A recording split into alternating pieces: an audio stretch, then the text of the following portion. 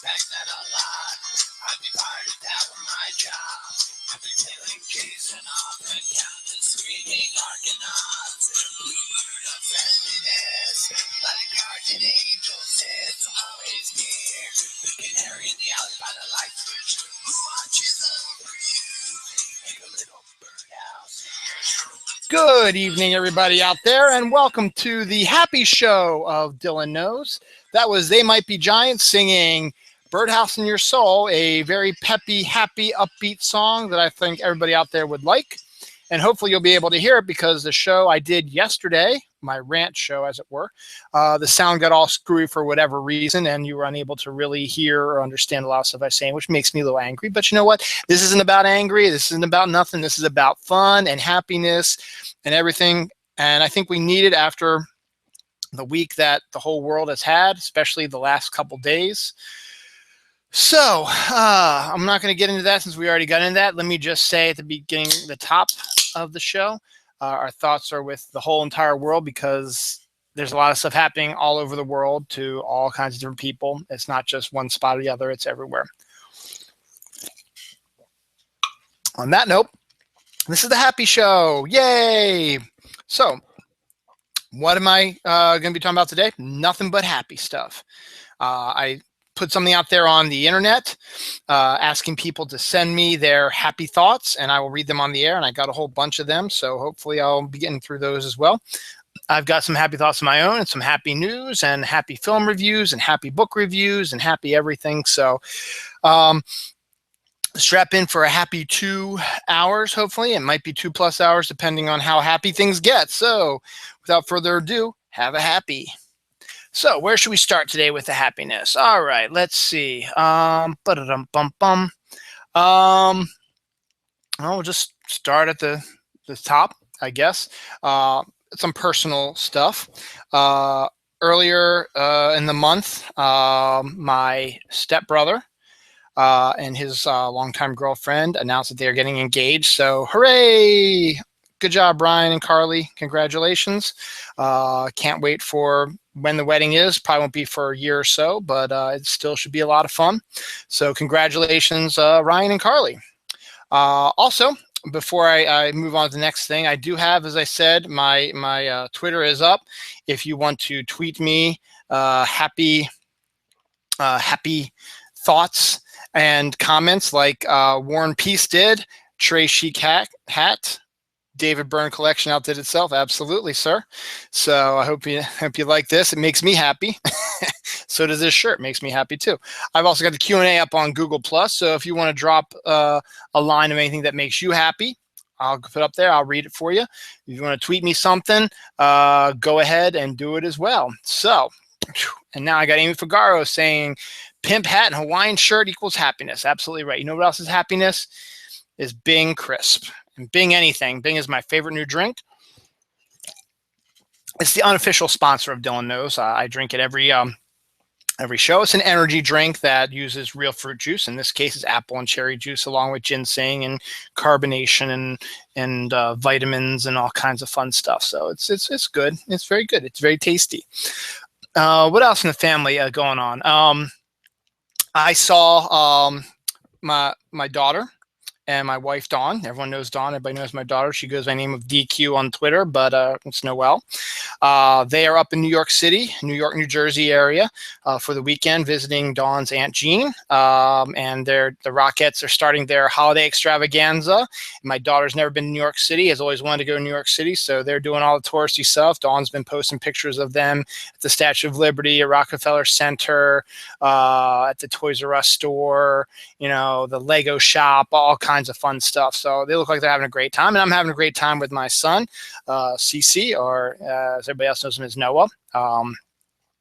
We went to the Lego show today, which was a bit of disappointment. It was a little smaller and not as exciting as I thought it would be, but still it was entertaining. And I was unaware that they had two sessions. One was a 9 to 1 and a 3 to 7 session, and they were closed from 1 to 3. I got there at 12:30, and the guy at Ticket Booth said, "You know what? We're only open for another half hour. You don't have to pay to get in. Just go in and have fun." I was like, "Okay, that's pretty cool." So I didn't have to pay the entrance fee to get in, and we had some fun. I posted some pictures, and that was fun. and that made my son happy because he loves his Legos. Not as much as he loves Minecraft, and I bought him a Minecraft torch. You know, if you ever played Minecraft, they've got these little pixelated type of torch things that light up. Well, this is like a night light, and he wanted it, and I bought it for him because it makes him happy, and I'm all about the happy today. But I went to see my my mom also because my sister, brother-in-law, and my two nephews were coming up for a visit. And next week is a special week for them. My nephew Luke will be turning 18. He's going to be a big boy now. Remember when he was born? Low 1997, long time ago. So he's turned to a nice young gentleman. And while I'm talking about my nephew Luke, I want to drop this on you real quick. He is very intelligent, coming from his dad and mom, who are also very intelligent. And he's joined the mock political. He joined a mock political class or club in his high school, and they are having they are having a mock political presidential campaign, and they went through the whole process of everything in order to get the candidates for president of the United States. They have a Republican, Democrat, and what's funny is my nephew is a Democrat, and he's running as a Republican because it was going to be harder for him to try. It's going to be to try to be a Republican candidate in his mock political trial. So can I tell you guys, anyone can do this just for the next week or so. Go to I guess it might be Twitter, I guess. I'll have to look it up. It's at Luke for Prez 2016. It's at LUKE, the number 4, PREZ 2016, and vote for him so that he wins the election. I'm going to do it eventually. And he showed me some pictures, and he's having a blast, and he's learning all kinds of cool stuff. So I'm very proud of him in that way. And he's going to be a big old 18-year-old next week. Yay! John McGevna, Helena McGevna are very happy to be watching the show out in Wisconsin. Thank you very much. And Helena has a cat in her lap. My cat's in a box upstairs, so hooray! That's right, Amy Figaro. DQ got a really cool Statue of Liberty Barbie, and yeah, I saw it. The pictures were posted. That's really cool. So that makes my daughter happy. So vote for my my nephew Luke. I'm guessing it's Twitter because I didn't see a .com or anything like that. So I'm going to check out that page in a little bit. It should be a lot of fun. It should be really cool to see. And the fact that he's not a Republican, and he wanted to do it to test himself because he told me he could easily have won a Democratic nomination because of he believes in what Sandy says. It'd be a lot harder to pull off the Republican one, but he did it and he got nominated. So kudos to my nephew. My other nephew, Drew, is about 3 years younger than him, so he's now 15 and entering his first year of high school, and was on the cross country team. Will be trying to run some spring track this year. His favorite player in the NFL is Drew Brees because he shares the name Drew and Drew Brees. Has always liked Drew Brees, and Drew Brees was, is a very good quarterback for the New Orleans Saints.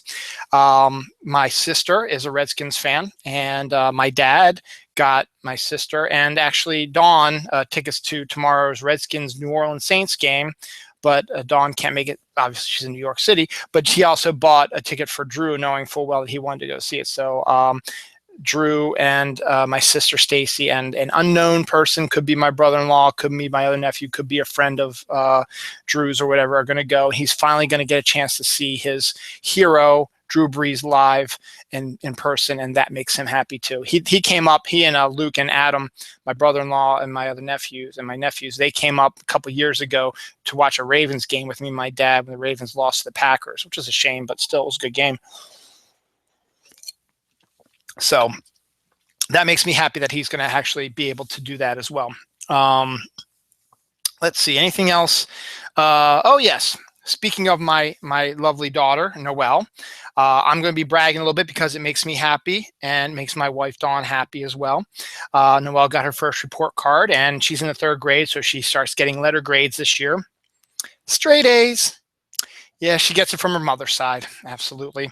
So straight A's. Good job, baby girl. She's also and she neglected to tell us this. Maybe she was embarrassed by it. She shouldn't be, but she neglected to tell us when Dawn went in for her student conference. Dawn found out that Noelle, who was a voracious reader, I wonder where she gets that from, Dawn, is reading at a higher level than a lot of her classmates. So her teacher has put her in a special class for high readers to increase their reading. So she's reading at a much higher level, and now she's in a class during her school day, which is to help her increase her reading ability. And so I love it. She loves that. And it makes me extraordinarily happy because it makes her happy. It might not to be, one child over the other, but Noah is a Cub Scout. He had his first ever popcorn sales for Boy Scouts. Girl Scouts have the cookie sales. Boy Scouts have popcorn sales. And his first year, he did a really good job, made a lot of money, sold a lot of popcorn. So good for everyone in my family. So hooray for everybody like that. And one more thing I forgot. Also next week is my sister and brother-in-law's wedding anniversary on November 20th, which would be, 93, be 22 years. Yeah, I remember their wedding very well. Yeah, I was hungover for it. I've told that story before. I'm not going to tell it right now because it's not very happy. This will make me happy though. So real quick, let's go to the interwebs. Scott McDonald, seeing at Holidale in his silly hat and shirt makes me happy. Well, thank you, Scott. Do you want me to take off the shirt? I can do that as well for you. And Amy Figaro says, the fact that McGevna and Helen McGevna are here makes me happy. And hey, cat and lap. So, yep, everyone's happy. And that's what I want because of all the badness that's happening in here. You know what else makes me happy? Have you ever had a Tootsie Roll a fruit Tootsie Roll? They have 5 kinds. They've got orange and cherry and lime, lemon, and vanilla, and they are amazing. They're exactly like Tootsie Rolls with the exception of they're fruit flavored and not chocolate. So these make me happy too. And this is probably a bad idea, but I've been dying to have one of these, and I'm going to put it in my mouth now. I'm going to be talking. So yummy for that. Speaking of food and drink, I went to school in Reading, Pennsylvania, at Albright College. By the way, are the MAC champs again this year. So congrats to you for your NFL championship. Good job. Not NFL, college football, excuse me. Yeah, it's only the MAC, but still. Wow, this is really bad. I shouldn't probably have eaten this, but it makes me happy. But before they opened the doors, we used to get Yangling all the time. Yangling is a beer brewery up in Pennsylvania that for the longest time you could only get in Pennsylvania. And that's changed recently where they've started opening their doors and have been able to deliver it all across the country now, from what I heard, or maybe just East Coast, I'm not exactly sure. But now, when I was in school, they only had Yangling Lager, Yangling Black and Tam, Yangling Porter. There might have been another one, like a premium or something like that, which is a cheap one. We never got that. We always got the lager or the Black and Tam. But I went to the liquor store on Friday because I wanted some liquor. And and I'll say why I'm laughing in a second. And I was looking for a good beer. I hadn't had beer for a while, and I wanted to try something different than I usually had. And I always get Blue Moon or Sam Adams or something like that, because I'm such a beer snob, right? And then I saw Yangling. I was like, I haven't had Yangling in a while. And then I said, whoa, wait a second. It's Yangling Oktoberfest. Since when did Yangling have an Oktoberfest? And then I looked next to it, Yangling Summer Wheat. What? When did you get a Summer Wheat? When did you get an Oktoberfest? I didn't know that. And someone made a good point on Twitter. I forget who it was. They said, with the craft beers coming out, they need to compete a little bit. So I guess that might be fairly true. So they have come out with the regular stuff like that. But it's just, wow. I had the Oktoberfest yesterday. It was actually pretty good. I want to try the Summer Wheat because I think I'm not a real bitter beer drinker, and Oktoberfest was slightly bitter. I think the summer wheat would probably be more my style for me, just the way my taste buds are. So I doubt they're going to have that around for much longer, since the winter beers are going to be coming in soon. I think they might have just had an extra 1 or 2 6-packs, and they just want to get rid of it. So c'est la vie. So that was kind of interesting. Let's see what else. Something else that's been going on, which makes me feel good and feel happy, is last Saturday, my kids' school, Franklin Elementary School, teamed up with a number of other elementary schools in our area. Not many, there's about 5 or 6 of them. And they were going to do a fundraiser at a Build-A-Bear at Towson Town Center, which was our biggest mall we have in the area. It's huge, 4 stories, massive, like a block long. It's huge. It might be 2 blocks long. No, it's about 1 block long, but it's huge. It's 4 stories and it's a block long. It's a big mall. But I don't know if you guys know what Build-A-Bear is. They wanted to do a fundraiser at Build-A-Bear.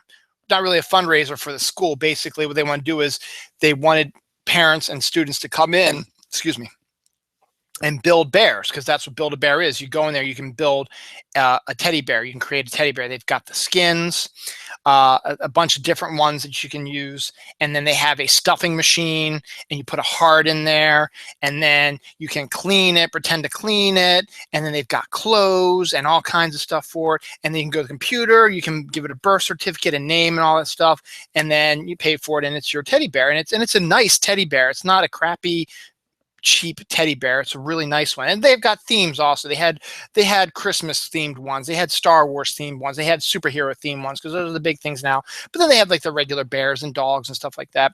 But the schools, it's like 5 or 6 elementary schools in the area, they wanted to get students and teachers to come in, and not students, teachers, parents and students to come in and build bears for the Johns Hopkins Children's Foundation. It's a children's hospital. It's a hospital with children who have medical problems that they cannot stay at home, or they need to be at a hospital constantly. Some might have cancer, some might have other debilitating diseases, and they're stuck in the hospital. And it's expensive stuff, and they might not be able to have a proper Christmas, stuff like that. So they wanted to raise a bunch of teddy bears for these children. And so when Noelle and Noah saw the ad flyer for it, they wanted to do it. It was even before I even saw it. They were so excited. They wanted to do this. And it made me so proud that they wanted to help those less fortunate. And they kept talking about it for the whole week leading up to it. So we went, and all 4 of us made bears. And the kids paid for it with their own money. Now, Dawn's, again, is the smart one in the family, and we all know this. Come on, seriously, we all know that she's a smart one. And that makes me happy that she's a smart one, because I can be the dumb one. Yeah. Dawn had come up with this. I think she'd read this somewhere, the whole leading up to being a parent, and then reading everything she can about being a parent when they were first very, very young, and when she was pregnant and stuff like that, that you start putting money away for them for an allowance, like $1 a week or $2 a week or something like that, even though they might not be doing any chores or whatever, but it's a way to help them learn how to save money and stuff like that. And then eventually, as they get older, you can say, okay, we're going to give you this money, but you're going to have to do chores for us. And we're starting to do that now for the kids. But Dawn had read somewhere that you put it in 3 separate envelopes. So you get like she gives like $5 a week. So, she gets all ones, and then she separates them into 3 envelopes. One is spending money, one is to save, and one is for charity. And so she makes sure she puts money in all the envelopes so that they all have, thick packets of money. Of course, the spending money will get more, like if they get money from their grandparents or their aunts and uncles and stuff like that, it goes into the spending one probably, but we put them in the saving and stuff like that for something that they really, really want. And they wanted to use their money for charity to buy their stuffed animals, and they did, and hooray for them. And so I hope the children's at the Johns Hopkins Children's Hospital are very happy. I'm pretty sure they will be. They wanted, each school I think had a goal of, they wanted to get at least 300 over the 2-day period from their school. or two. It was 200 actually. It was 200 from, I think, from every school. We far exceeded that goal. So yay us, and yay for charity that they're really excited for helping out and doing stuff. And I guess that was partially the Sunday school and CCD that the kids do, and also the Scouts, because the Scouts are very much like that as well. Now the interwebs are buzzing. Let's see, what do we got here? My buddy Warren P says, don't offer to take your shirt off when there's Arena's in the room with me. Now she's not going to leave until you do it. I may have to because it makes me happy.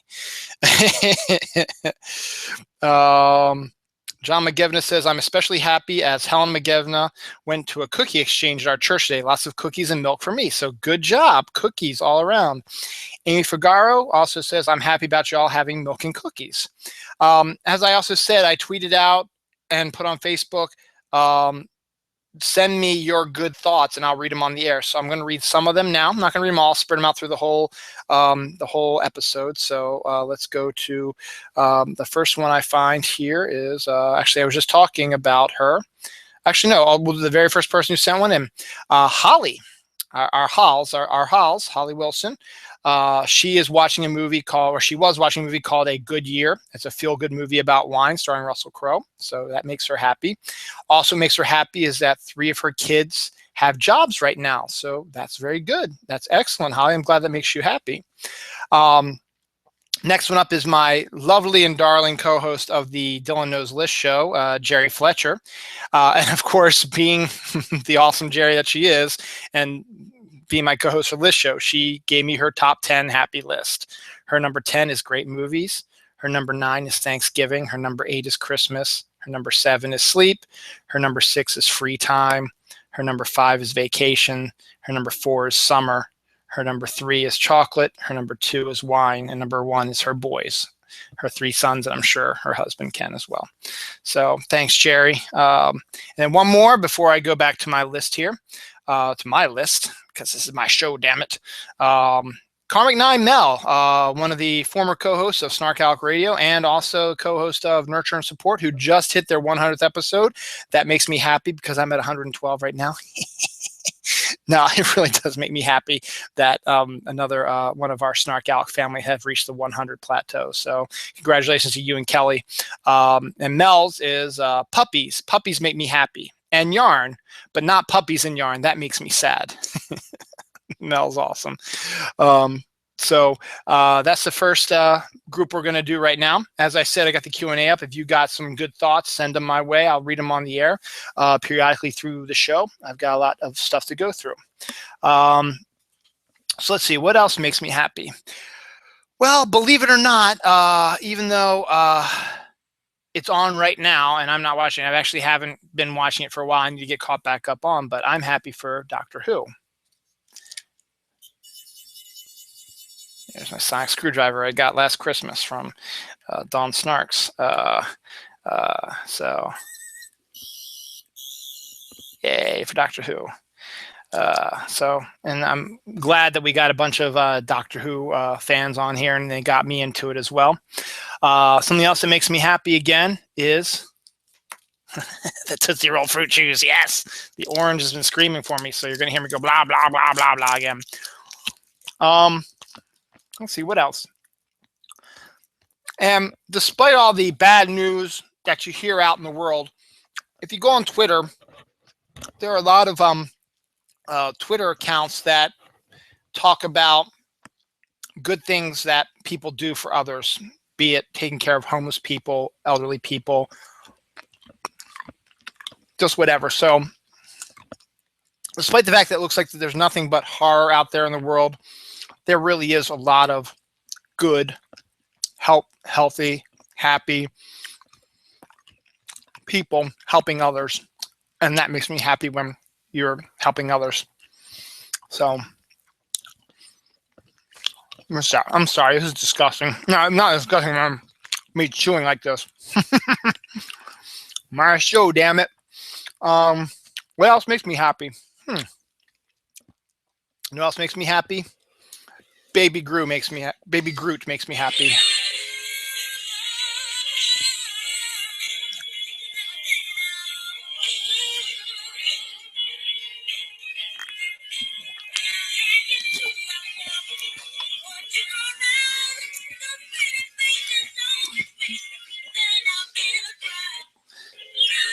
Whoa. It's not stopping. Stop. Actually, I should let it play for the rest of the show, off and on. But Baby Groot dancing makes me happy too. Guardians of the Galaxy 2 coming out soon. They've got the scripts to the cast, and they're gonna start filming very shortly. Speaking of entertainment, we're gonna do a little bit of entertainment stuff, and now get to more of the happy people. Walking Dead, whereas it might not be a happy show, it is a TV show, and what makes me happy is the fact they finally have cast Negan, and they have a really good actor in Jeffrey Dean Morgan who will be playing Negan on The Walking Dead. He's going to make his first appearance in the season finale next April, I think, is when it's going to be. I'm betting it's just going to be a last scene cameo where he's knocking at the gates and introducing himself, which is going to lead to the big stuff that's going to be coming next season, where Negan is going to become a regular of the cast, because basically in the comics now he's a regular in the comics. So I'm glad that Jeffrey Dean Morgan, who's got a good track record, he was the comedian in the Watchmen movie. He's Daddy Winchester in The Supernatural. And he's just done a whole bunch of really good performances, very charismatic, and could be very vicious and evil when he needs to be. And that's exactly what Negan is. And also, I had a thought about Walking Dead also. I'm not going to go the whole Glenn thing. I already covered that in the snooze. And I'm telling you right now, Glenn's still alive, and you're going to be all crazy when he walks through the gates all alive. But I'm not going to get into that anymore. I've covered that enough. And and thank you, Amy Figaro says Tootsie Roll fruit chews are the shit, and that makes me happy. Good. Vanilla. It's not really fruit, but okay. Lemon and cherry, and I already ate my orange and my lime. They're fantastic. And maybe blasphemy also. I like them better than the chocolate Tootsie Rolls, to be honest. In my opinion. But a thought I had is, we're not going to find out about Glenn this week. I'm telling you that right now. People are going to get pissed again. They're going to get angry again. We're not going to find out about Glenn. It's the Daryl Abraham Sasha episode, which we've been waiting for a while. And from the previews, they've been showing there's another group of people that probably aren't the Wolves are going to attack them. My theory on that is those are the Saviors, which are Negan's group. And because of what they do to them is going to cause Negan to realize, oh, wait, there's another settlement over here. I got to go talk to them and extort money from them. And that's going to lead to where they're going. The finale is this episode tomorrow. I'm not going to guarantee it, but I'm betting that's probably what it is. And, who knows? Daryl might kick the bucket. Abraham might. Sasha might. You never know. You never know what could happen. But a thought I had is, I started thinking about it, and we've got, 3 episodes left? Let me see. Yeah, 3 episodes left. We've got the Daryl, Abraham, and Sasha show tomorrow, and then the 2 episodes that follow to end the season. And I don't think you can have the Wolves story get wrapped up in 2 episodes. You got to do the Wolves to wrap. This is what they need to do. They need to wrap up the Wolves. They need to get into No Way Out with the Horde advancing into Alexandria, and they need to explain what happened to Glenn. They've got those 3 big things to do. I don't think they can do it in 2 episodes, because they're not going to do it tomorrow. Tomorrow is going to be all Abraham, Daryl, and Sasha. So my thought is, and this is a spoiler for the people who haven't read the comics, fast forward to where the comics are now, there's a new threat called the Whisperers. And I'm not going to tell you who they are, because I don't want to ruin that aspect of it, but it's a new group out there. And I'm wondering if maybe the Wolves are going to disappear for a while and reappear as the Whisperers in, let me see, probably 2 seasons down the line. If Walking Dead is, they're already been renewed for next season, and they got to get through the Negan story. And I don't know if they can do the 3 major story arcs, or 4 major story arcs of Negan in 1 season. I don't think they're going to be able to. I think they need at least 2 seasons to cover the 4 major story arcs with Negan. So I'm looking at, and then the Whisperers will show up. So if Walking Dead is still successful, looking around season 10, the Whisperers might make an appearance. I think that might be where the Wolves are going to become. they're going to disappear for a while and they're going to become the Whisperers. I mean, they've already got the W's on their head, so why not? Because the wolves are not a part of the comics. So those are my thoughts. And I like making theories. That makes me happy. Whew, I think I've already blown through all my little bonbons and just have my bigger stuff as well. Before I get to some of the bigger stuff, some other stuff that makes me happy because I'm a dumb guy. Farts. It's the official fart gun of the Minions. I just farted on you. It's not mine. It's the kids. I know you think it's mine, but it ain't. It's the kids. If you believe it's mine, well, fart on you. Tony Solo needs that. We got anything else on the internet? Amy Figaro, so happy about The Walking Dead and Glenn being alive. Well, he might still be dead, but I honestly, Amy, and you know how I feel, I don't think he is. So let's get to some more. Speaking of Amy Figaro, she gave me a list of some happy stuff. Let's get into her happy stuff. Amy Figaro's happy stuff is her baby kicks, because she's got young Cage Fanning will be coming out very soon, March. So hooray for Cage. She likes baby kicks and good food, i.e. pizza that I've cooked for me and Pat, her baby daddy. Also, her ancient rescue weenie dog, Pepper. So yay, Amy Figaro. Yay for baby kicks and for pizza and for wiener dogs. Amy also agrees that's a great idea about the allowance thing. So that's not mine, that's Dawn. So I'll give her your thanks for that. Brienne, another one of my great co-hosts I've had occasionally on. She's getting married next year sometime. The next Stargate convention, which is where she got engaged, which is a great story, which we talked about on the Dylan Knows a couple weeks ago. She says what makes her happy is running again, grad school work, science fiction, her kids, Danny, and helping others. So hooray for you, Brienne. Susie Q. Her happy thoughts are the ocean, red wine, my cat, reading, my future plans, and cheeseburgers. So awesome, Susie. Fantastic. Some really good ones there. Our friend Turfel. Good book, Running with W, Inquisitive Students at Hamilton Musical, Writing, Chocolate, Saturday Morning Tickles with J and W. So hooray for you, Turfel.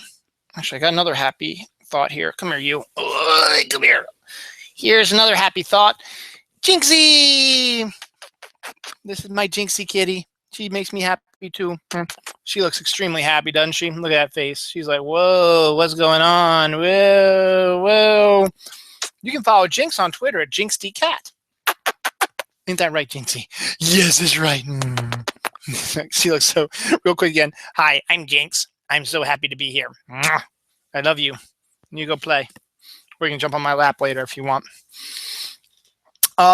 This makes me happy. Even though he didn't respond to my Twitter response, I'm wagging my finger at you, but I'm not really. My comic co-host, MJ Khan, he's also an author, and we talk about his book, Earth's First. Well, he dropped this bomb on us on Twitter today.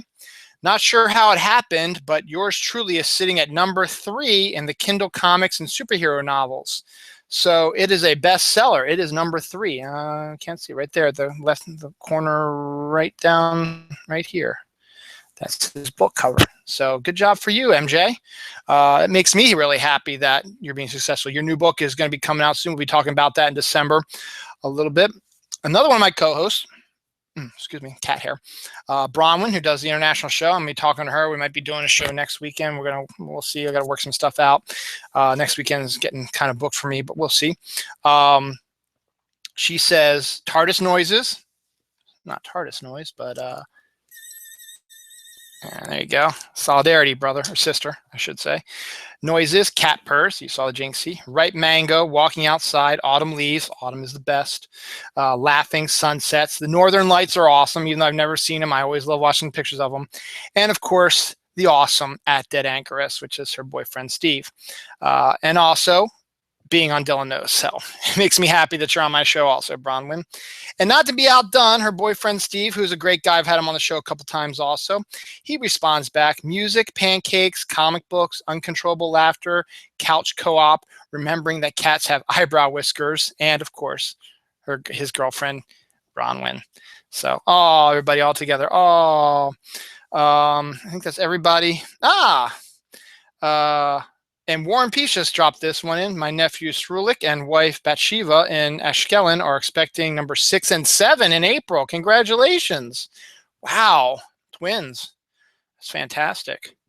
And then I got someone, someone who's a friend of Warren Peace's said, Mazel Tov, great uncle. So fantastic. That's awesome, Warren Peace. Thank you for sharing that with me. So that's everybody who dropped their they're thanking me. I can probably come up with a few other ideas. I'm sure my daughter would be thankful for reading, curling up and reading. She loves her reading her books and her friends, and cats and dogs. She loves them. They make her happy. Dawn do the same thing. Her reading, coffee, wine, her exercise, her family, her kids. My kids, my family make me happy as well. So we're all one big happy family. And again, what's also funny, happy farts are happy also, as is Baby Groot. Let's do it again.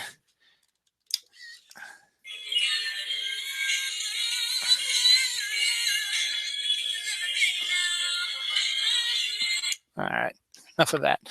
So now we're going to get into the meat of the episode. So Mazel Tov to everybody. Thank you for your happiness. I'm still on the air. Keep sending your happiness in. Still keep watching. Keep commenting. Keep sending stuff via Twitter. I don't think anybody can send anything by Facebook. Nope. Nobody's saying anything by Facebook. So that's all right. So one of the things that also makes me happy is I love watching movies. And I love reading books. I mean, I don't love reading quite as much as, say, Dawn and Noelle do, because I prefer watching TV and watching movies. That's more my thing. But I still read a lot.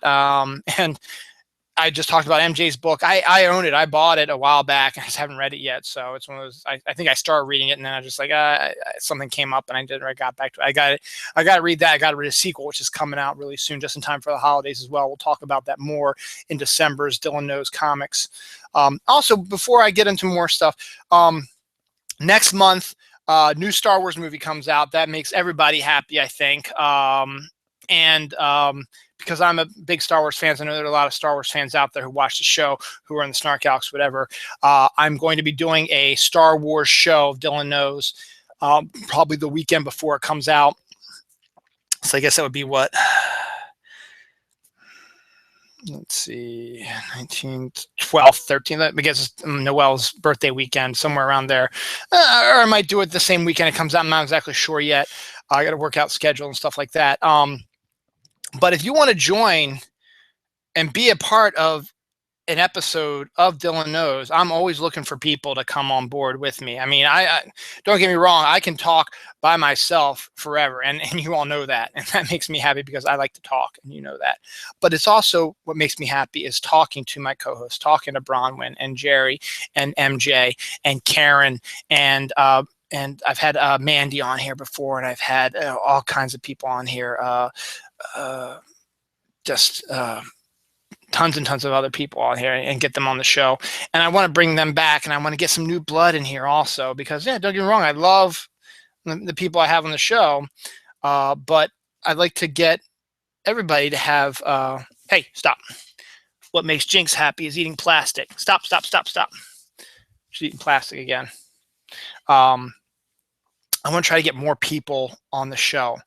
And you can talk to anyone else who's been on the show before and see how much fun it is. I mean, or maybe it isn't fun. Maybe they say, no, hell no, I don't want you to go on Dylan's show ever. It's terrible. You wouldn't say that now, would you? No, you wouldn't. But, Mr. Abraham Joseph, or Joseph Abraham, just wrote me a Q&A, say, hey, what is this hangout about? Well, Abraham, let me just tell you, Abraham Joseph, let me tell you real quick. I'm Dylan. This is my 112th episode of Dylan Knows. I've been doing this for over 2 years. The Hangout is basically whatever I feel like doing. Usually I have specific genres. The first week of the month is comics. With my co-host MJ Khan. The second Sunday of the month is my list show with my co-host Jerry Fletcher. The third, which is what this one is usually my solo show where I talk about whatever I feel like. In this case, because of all the sadness and bad stuff that happened over the last week and the last day or so, I want to do something happy. So this is my happy show. So I'm just talking about things that make me happy, and my friends and viewers who have sent in stuff have asked what's making them happy. So if you have something that makes you happy, let me know. I'll read them up there if they're clean enough. I'm not, if I think it's a racist or dirty or whatever, I'm not gonna say it. Sorry, Abraham. I mean, you can, say whatever you want, but just let me know.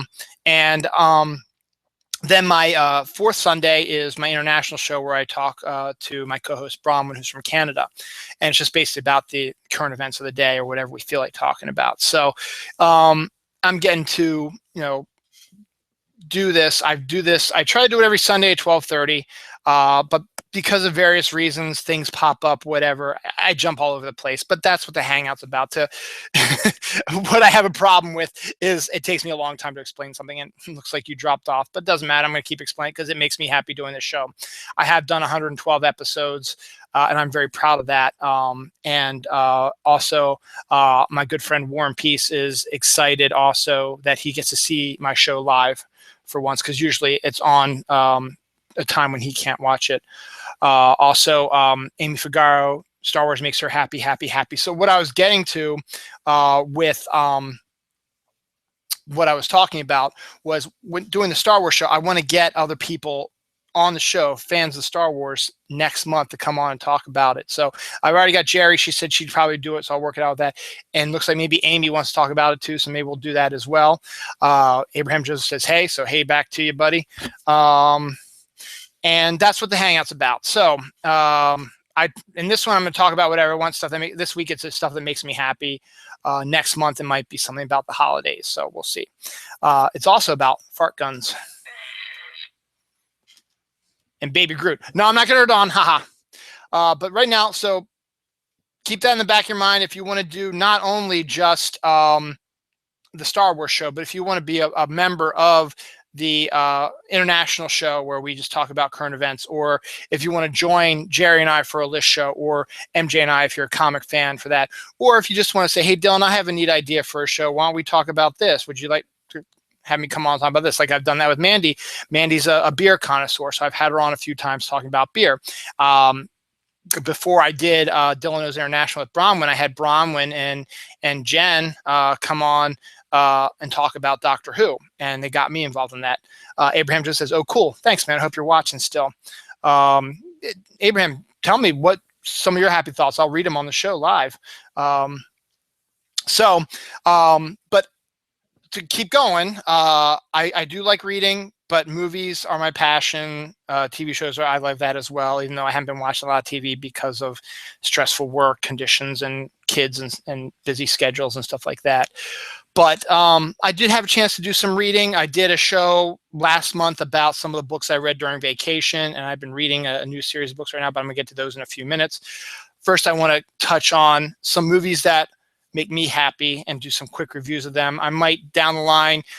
I'm still toying with the idea of doing a show about movie reviews, talking to somebody about their favorite movie. We watch it before the show, the week before the show, day before the show, whatever, and then we talk about the movie the next day. I've already got some ideas that I want to lay out. I'm going to try to start that as soon as possible. But before that happens, I'm just going to hit some of the films that make me happy, and they're probably films you've never heard of before. Well, there's two. I'm not going to read.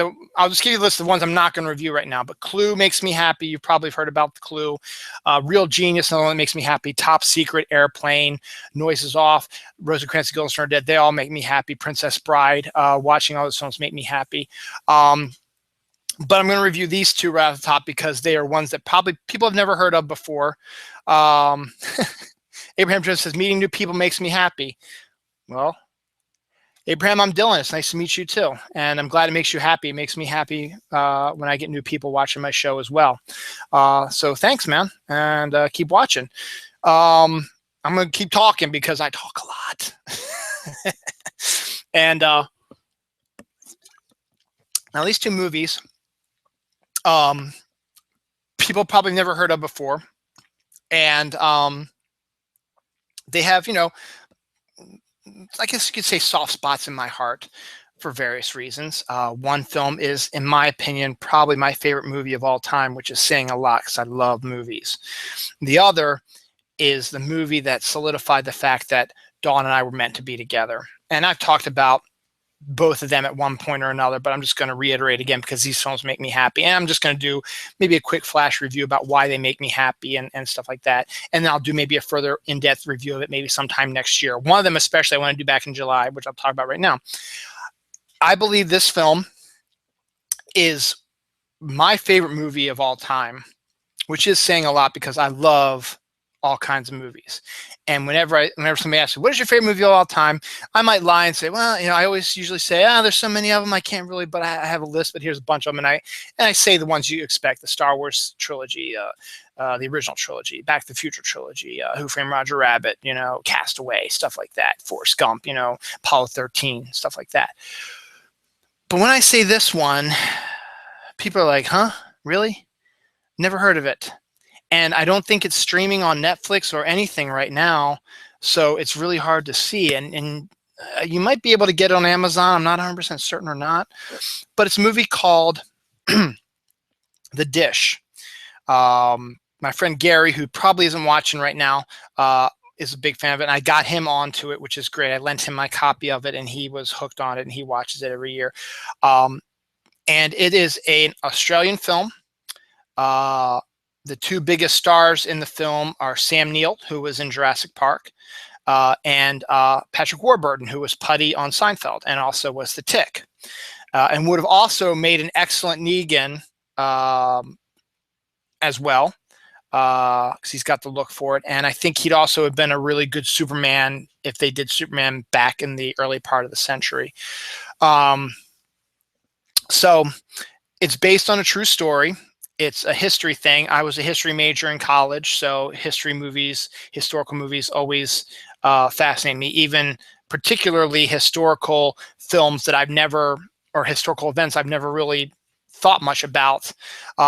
Everybody knows the moon landing. And there's some people out there who believe, thanks, Abraham. Yeah, I do talk a lot, and I'm going to keep talking a lot.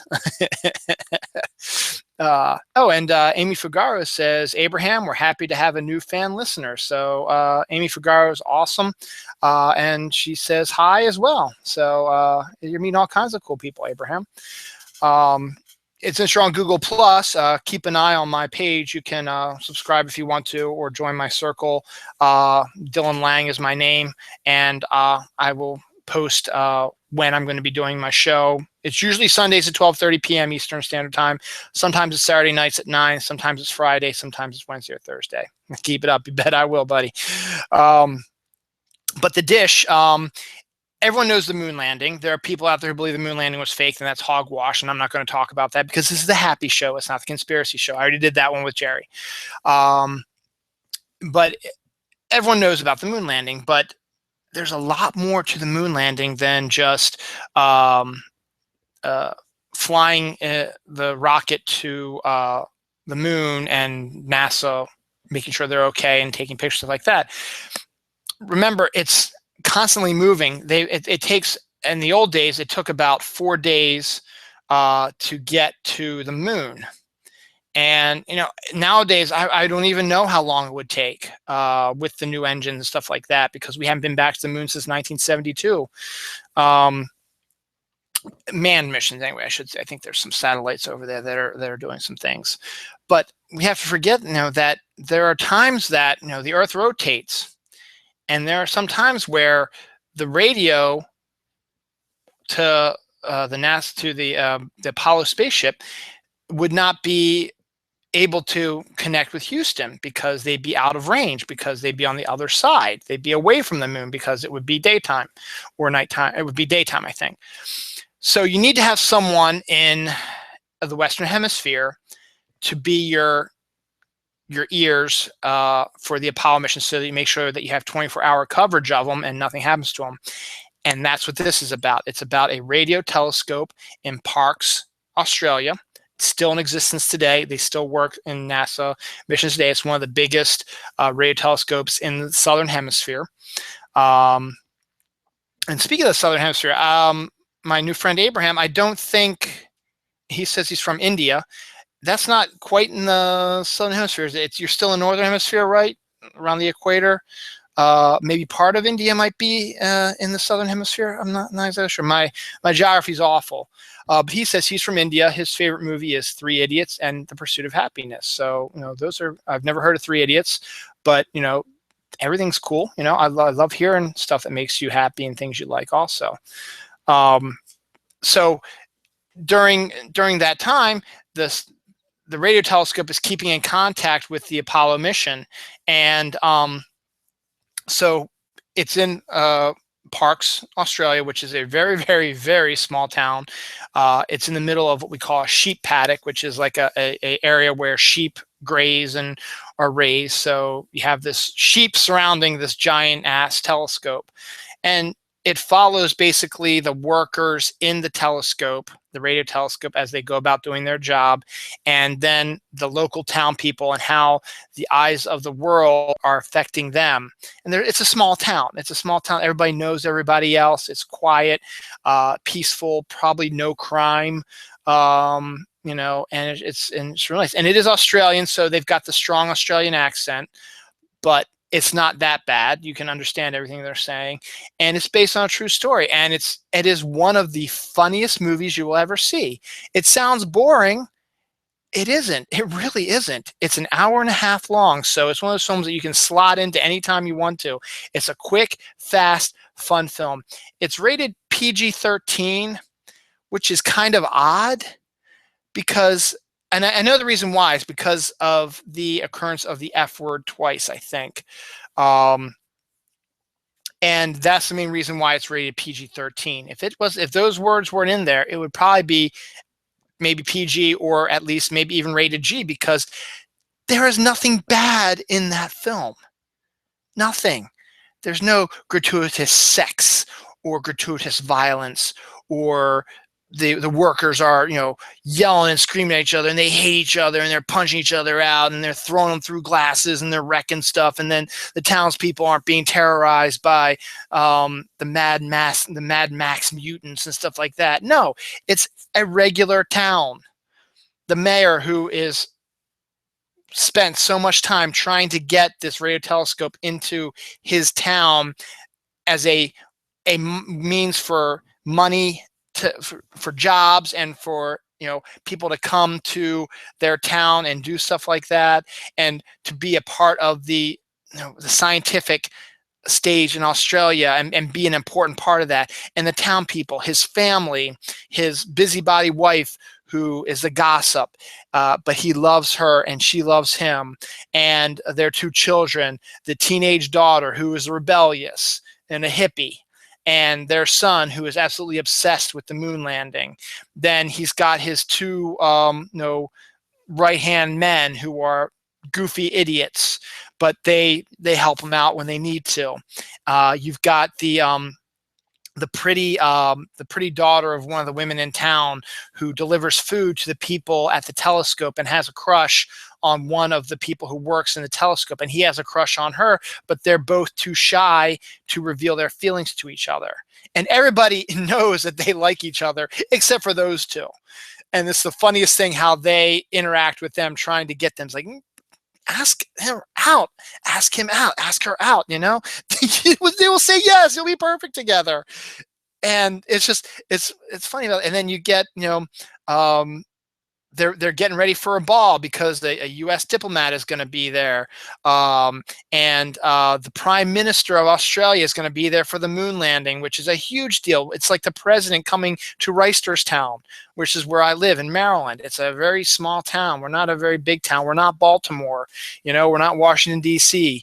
We're definitely not New York City. There's like we could fit. We're like a borough, and we're not even a borough in New York City. We're like a neighborhood in New York City. But it would be like the president of the United States coming to Reisterstown, like to talk at my kids' elementary school. It would be a huge deal. So they're prepping for that. I don't know, Abraham. He's asked, is there any way to do a live chat with you? I don't really have a way to do it. I mean, I could invite you into the Hangout, but to be honest, Abraham, I just want to do this myself. No offense to you. It's just the way I am. Unfortunately, that's just the way that it works. But there probably is a way to do it. But right at this point, Abraham, I like to just do this myself. But thank you for asking, and keep watching, please. So, you know, they're excited about that, and then you focus on the people who work in the radio telescope, and of course you've got the cliche of Patrick Warburton plays the guy from NASA who's there to make sure that they are following all the rules that NASA has laid down, and if there's any problems, he can help them fix the problems as well. And he's not a bad person. He's not overwhelming. He's very busybody. He's very concerned because it's his job to make sure that everything goes off without a hitch, and he wants to make sure it goes off without a hitch. And of course, he unintentionally.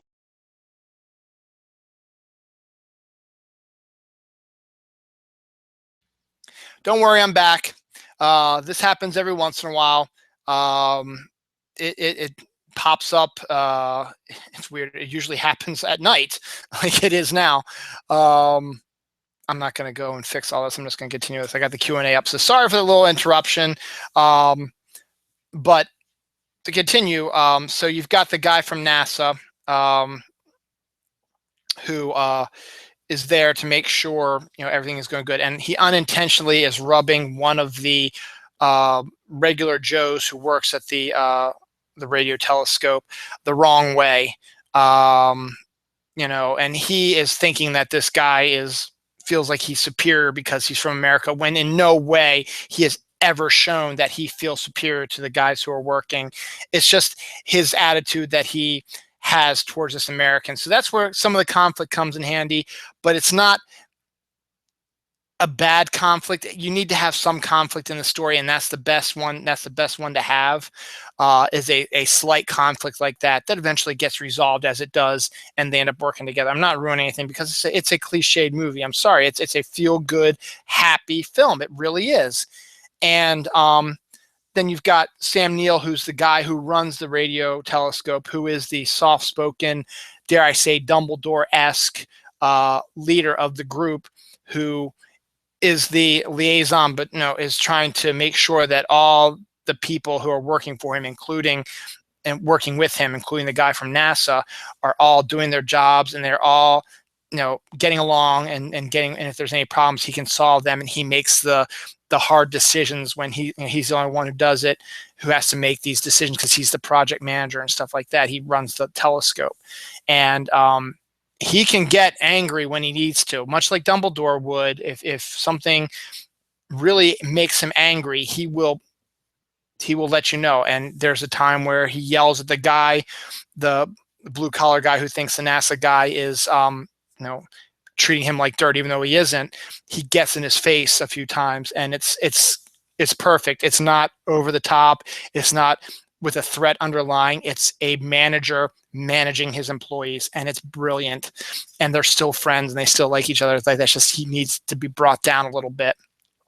And then he also is able to calm the American down a little bit too, because he gets a little crazy as well about certain things, and so he's got to calm him down. So he's got this, Sam Neill's got just a stately demeanor. He's very calm, very funny, very happy, very loves his job, but he can be a manager when he needs to be, and he can put you in your place if you need to, and he will make sure that you listen to what he says.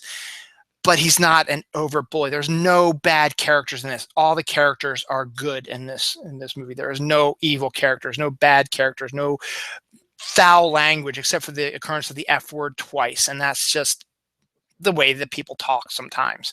And, you know, the storylines are not too adult. I appreciate Abraham. I'm glad you just asked. I know you might be curious about, you know, how these things work or whatever. Sometime maybe down the line, I can invite you into one of my shows and we can discuss stuff live sometime if you want to. You're from India. You might be absolutely perfect for my international show sometime. So as I said, put me in your circle and I'll put you in my circle, and I might invite you sometime to come join the international show. It'd be perfect to hear somebody from India chatting with us. I've had someone from England on the show before. I'm trying to get someone from Australia on the show. So it's just a matter of working out timing and stuff like that. So, you know, thanks for listening, man. And definitely put me in your circles, and we might be able to set up a live chat sometime and maybe get you in my international show. That'd be fantastic. Anyway, getting back to where I was.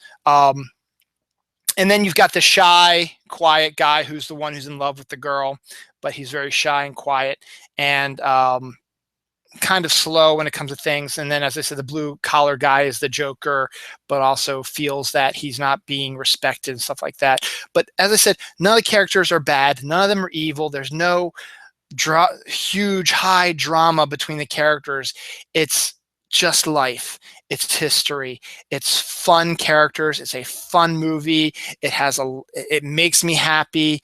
It's just so much fun. And whenever I feel down, whenever I feel like I need, just if I feel sick, you know, I'm staying home from work and I just want to lay on the couch and just watch a movie, I usually pop that one in there because I know it by heart. I love the film. I still laugh at all the jokes, and there are a lot of jokes in it, and they're really funny too. And the characters are so well drawn out and so perfect, and it's such a great movie, and it makes me happy. It's a happy film. It's called The Dish. I usually watch it at least once a year around the Apollo 11 moon landing. It's been mid-July, July 20th, 21st is around the time when I usually watch the movie. But as I said, if I feel sick or I just want to kill some time, like I might even actually watch it after I do the show tonight because, you know, I put it in, if I end the show at 11 o'clock, I put in about like 11:05, be done by 12:35. I'll still get about 7 hours of sleep before my son gets up. And I would watch this great movie, and it makes me happy. And I think you out there would enjoy the film as well.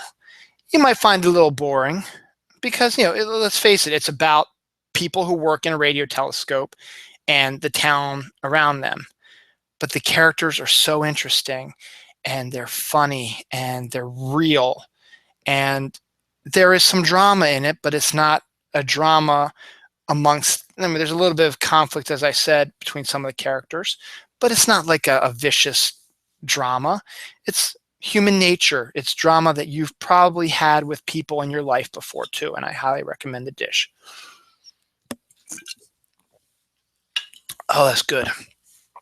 The next movie I want to really quick touch on, that's another feel-good movie, feel-happy movie, is an outrageously funny 1980s pop musical called The Pirate Movie.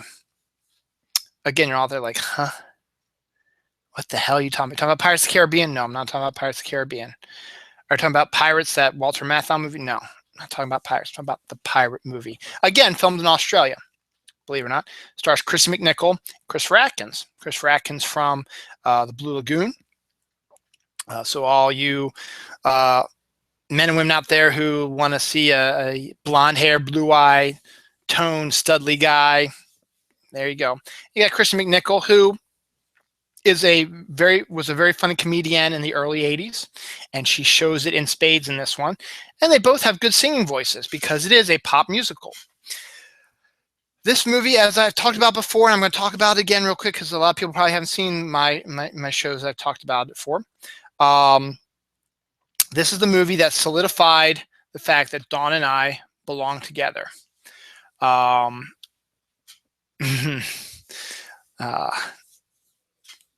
saw this movie for the first time. Okay, Abraham, you're going to church? Well, not congratulations. Good. We'll see you. I'll see you later. I will add you to my circle when I get off the air or the next day or so. But I definitely will, Abraham. Don't you worry about that. I'll get you on there, and we'll set up some time where maybe you can come on and do Dylan Knows International. I think it'd be great to have someone from India on. It'd be fantastic. So Abraham, thank you for watching. This will be up if you want to see how it ends. It will be up on my YouTube page. Just go to YouTube, type in the search engine Dylan Lang, DYLAN, LANGE. You'll see my page. It might be the first or second one on your list. My page, my picture, my Avi is going to be of me leaning back, wearing a black shirt that says, "I'm Ninja, you can't see me." So if you see that, doesn't. So have fun at church. I'm going to be going to church tomorrow at 10 o'clock with my son. So enjoy yourself, Abraham. Have a good night and be careful out there. And thanks for watching. The Pirate movie. So I saw this movie when it first came out around 81, 82. It didn't make a lot of money. And actually the funny thing was it was one of the ones that won the Razzie Awards. For those who don't know, the Razzies are awards given the day before the Oscar Awards, which is for the worst movies of the year. And this was one of the early Razzies, and it got a lot of Razzies. But I don't know why, because it is such a good movie. It is so much fun, and it makes me so happy. If you were a kid in the 80s, or you like 80s music, and you like pop culture references, and you like, beautiful people, and just fun film, why haven't you seen the Pirate movie? It's not a terrible movie. Yeah, the acting's a little wooden, and the storyline's kind of dumb, but you know what? Who cares? It's a freaking pop musical. And it's awesome. It is so funny and makes me so happy. And so I saw it with my sister, 81, 82. I don't know what drew my attention to it. I don't think I ever really heard much about it, but we were at the video store. I said, let's check it out. And my sister and I, we really both liked it a lot. But then it sort of went into those things where it sort of disappeared. Life moved on. But, I always remembered a lot of the songs. And there were some really good poppy songs that you hear them, they're going to get stuck in your brain, man. But that's okay because they're really great. And I've never been able to find a CD of the soundtrack until I went onto eBay once, and someone actually made one where they just were able to, I guess, they recorded off a tape or record that did come out when it came out and pressed it on a CD, and I bought it and I have it. I think it's over in the back there somewhere. I gotta pull that out. I love that CD. I love the music in it. It's freaking-tastic. So I watched it when I was younger, and I remembered a lot of the songs. There's one song in particular that I always remember. It was always my favorite. One of the main characters is a group of police officers, and they're goofy. And they're like Keystone Copy type of police officers. And their big song is Tarantara, Tarantara, Tarantara, Tarantara, Tarantara, Tarantara, Tarantara, ra, ra, Tarantara. And then it goes on. But that's what I always remembered. Their little dance routine they had was very Monty Python-esque. And just skipping with the batons and shooting them up and down and dancing in sync. It's hilarious. And that's the one thing I always remembered. So flash forward to, I guess it would be 2000. Yeah, it would be 2000. You've heard the story of how Dawn and I met.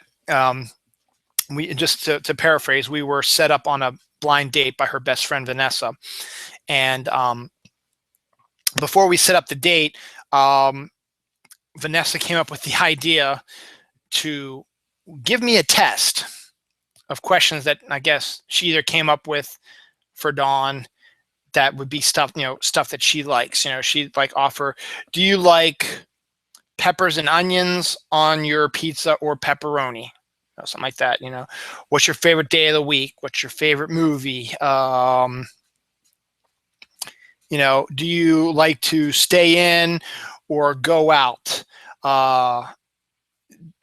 in sex, do you like to be the one who initiates it, or do you like to be attacked? That type of thing. Questions, just all kinds of personal type of questions, I guess, just to get to know me better. So I filled out the test, and she gave it to Dawn, and I forgot if she wrote her answers on it as well.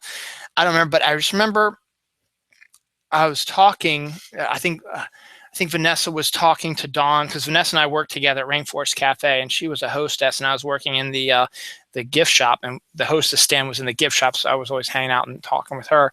And I guess she was on the phone with her once, talking about the results of my test or whatever, and I asked her like what her favorite movie was, and Vanessa was like, you probably never would have heard of it, but her favorite movie is the pirate movie. And I was like, oh yeah, Tarantara. And that minute, bam, like that, everything just clicked, and we soon did our first date. There's more to the story than that, but and the rest is history. But the fact that a movie that Dawn, whenever people ask what's your favorite movie, she says the pirate movie, and everybody's like, huh, what are you talking about? Was so blindsided and so surprised that I knew exactly what she's talking about, so much so that I actually sang a song that's in it. And as a matter of fact, that was what our first date basically was we watched the pirate movie at their house. That's really all it was. And I hadn't seen it in years, and it just brought back all these great happy memories. So not only, and of course, Dawn had the copy of it, and I bought a copy. I was able to find a copy of it eventually at Suncoast on video, and then I was able to get the DVD when that came out a few years ago.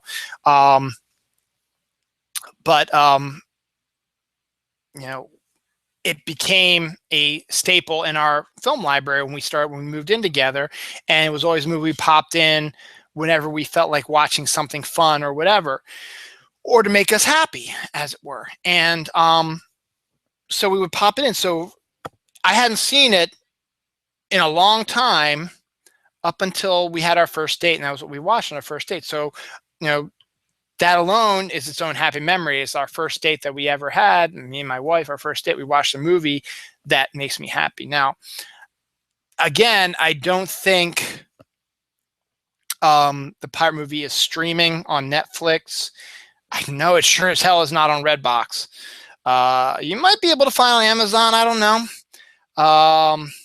But it is a highly recommended movie. And I think all the Snarkaholics out there, you will love this movie. It's bad, but it's not sci-fi bad. It is a great, fun, brainless, romantic comedy with great pop songs in it, beautiful scenery, beautiful people, a lot of fun, goofy stuff. Hell, it's got midgets, it's got a monkey, it's got a guy with a peg leg and an eye patch. It's got just all kinds of pure insanity, craziness, and it is fantastic. And the basic premise of it is real easy. I don't know if any of you out there have ever seen the opera Pirates of Penzance, and this is basically a 80s rock opera. So I had to get that last little bit of Bing Crisp. Available at your local grocery stores. The Pirates of Penzance is an actual opera written by Rodgers and Hammerstein, I believe. And they decided that they wanted to make an 80s rock opera update of it because the story is your typical kind of romantic comedy. A boy whose family was killed by pirates when he was only 1 year old, was taken by the Pirate King and raised as his own apprentice. And he was going to be his apprentice till the age of 18. And then, or was it 21? No, 21. It's 21 in this movie, the age of 21. And at that point, he would hope that over those 20 plus years that he'd been working with them, being an apprentice to the Pirate King and being a pirate and invading people and pillaging and doing all this stuff, that, he would want to continue on with the crew and possibly eventually take his place as captain. Because he basically looked at it not only as his apprentice, but as his son, basically. But, and this is both in the Pirates of Penzance and the pirate movie, when he turns 21, he's like, hell no, I can't forget that you're the ones who killed my parents. And despite the fact that I did everything I was supposed to because of the contract that I signed and all this stuff, and you were the only family I had, and you were, for the most part, you were friendly, even though you did some bad stuff, I'm going to make it my job to destroy you. And the Pirate King's like, well, get off my boat then. And sends him away. And he finds himself on an island where he falls in love with a local girl whose father is a major general, rich major general who runs the country or whatever. And then she has a bunch of sisters, and he wants to marry her, but there's this law in place that she's the youngest and her older sisters have to get married before her, and that's not happening anytime soon. And of course, the pirates discover him on this island, discover the riches like that, and these young girls, and so they're going to pillage. And so they pillage, and it's up to him to face off against his former master. Now that's the Pirates of Penzance story. The pirate movie follows the same general storyline, including the little funny twist where, I'll give it away because it's not that big of a twist. Frederick, who's the main character, the 21-year-old apprentice, his birthday is actually on Leap Day, February 29th. And that's also in the Pirates of Penzance. This is not something they just made up for the pirate movie. It's in the Pirates of Penzance, or not, believe it or not. And it's a loophole for the Pirate King to get him back into the fold, because he still looks upon him as a son, even though he wants to destroy the pirates. But the loophole is in the contract he signed that was for his 21st birthday, not 21st year. Yeah, leap year happens every 4 years. So, granted, on those off years where it's not a leap year, he would celebrate his birthday February 28th or March 1st, depending on whatever his thing was. So, because he was getting old, and he's not going to not age because his birthday is on the 29th. He's not going to age every 4 years. He's not only going to age every 4 years. He ages as he's supposed to every year. He ages, but he misread the contract. It's his 21st birthday, not his 21st year. And him being born on February 29th officially is only his, 5th birthday. 5 1/4, I think he says. So he still has many, many years left in the fold. And that's the loophole that the Pirate King uses to try to bring him back in. But by that time, his lover on the island is trying to figure out a way to get him back to her and stuff like that. But the Pirates of Penzance is a romantic, more dramatic type of thing. The pirate movie is a pure farce, satirical, hilarious, romantic comedy. So it uses the same setup, basically. Pirate King, apprentice, 21st birthday. He thinks that's 21st year being a pirate, that he's done fulfill his contract. He goes, he falls in love, has to deal with the fact that he can't marry her until the other sisters get married. The pirates come, invade, he's got to protect them, and then the Pirate King pulls out this loophole, and now he has to go back because of his sense of honor and help the Pirate King go back and fight his lover and her family. So it uses the same theme and setup, but in a much more comedic way. I cannot stress how funny this movie is. And it is. If you love pop culture references, there's references to, remember, it came out in 81, 82, so there's references to Star Wars, Bo Derek, Space 1999, I think, maybe even Battlestar Galactica, the Errol Flynn movies of the 1940s. I guess it's 30s and 40s. What other parodies are there in there? And then as I said, all wrapped around, Indiana Jones. There's an Indiana Jones parody in there as well. And it's all wrapped around a pop musical where the characters break into song. There's a couple of very romantic songs between the lovers, played by Christy McNichol and Christopher Atkins. The Pirate King sings his Pirate King song, which is freaking hilarious.